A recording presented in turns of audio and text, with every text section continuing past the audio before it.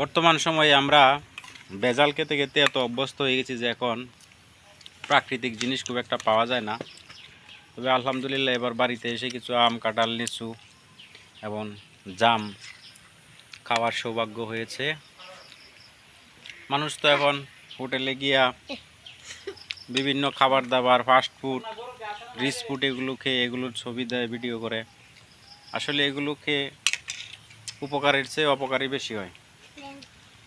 আমাদের মুখে এত রুচি নাই, তাই আমরা প্রাকৃতিক পরিবেশে বসে সম্পূর্ণ প্রাকৃতিক খাবার খাচ্ছি। আর সাথে কিছু এই যে সাগরেদার রয়েছেন, যারা খুব মজা করে জাম খাচ্ছেন।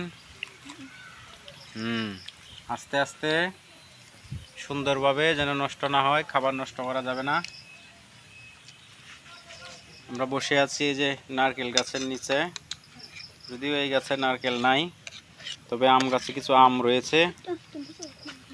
পাশাপাশি কাঁঠাল গাছে প্রচুর কাঁঠাল রয়েছে।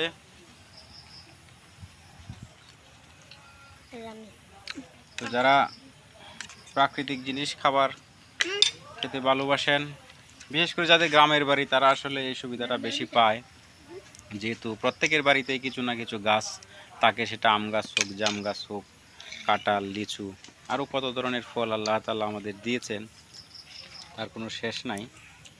তবে প্রত্যেক মৌসুমে এমন কিছু ফল আল্লাহ তাআলা দেন, আসলে আমাদের যেই সময় দেখবেন যেই সিজনে যেই রোগগুলো বেশি হয়, সেই সময় সেই ফলগুলোতেই সেই রোগের প্রতিষেধক থাকে।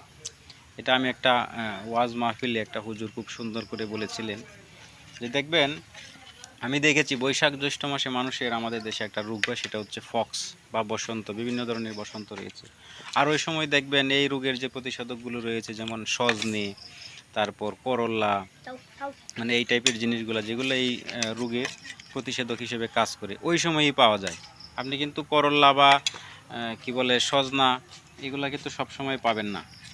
তো এই জন্য আমাদের সিজনাল ফলগুলো আমাদের সকলের খাওয়া উচিত। যখন যেই সিজনে যেই ফলগুলো হয় চেষ্টা করা উচিত। তবে বাজারে বর্তমানে আমাদের দেশে যে ফলগুলো পাওয়া যায়, এগুলো আসলে বেশিরভাগই ফরমালিন, কার্বাইড, বিভিন্ন ধরনের জিনিস দিয়ে সেগুলো তৈরি করা হয়। সে কারণে এগুলো খাওয়া আসলে খুবই ঝুঁকিপূর্ণ। তো সেই জন্যই চেষ্টা করবেন প্রত্যেকের বাড়ির পাশে জায়গা থাকলে গাছ লাগিয়ে সেটা খাওয়ার।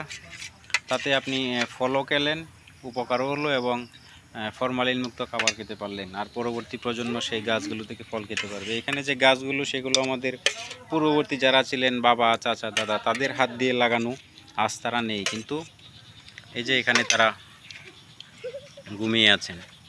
তারা এই গাছগুলো লাগিয়ে গিয়েছিলেন বিদায় আমরা এগুলো পেতে পারছি। আমরা যদি পরবর্তী প্রজন্মের জন্য গাছ লাগাই, তাহলে তারা ফল খেতে পারবে। তো সকলে ভালো থাকুন। আসসালামু আলাইকুম।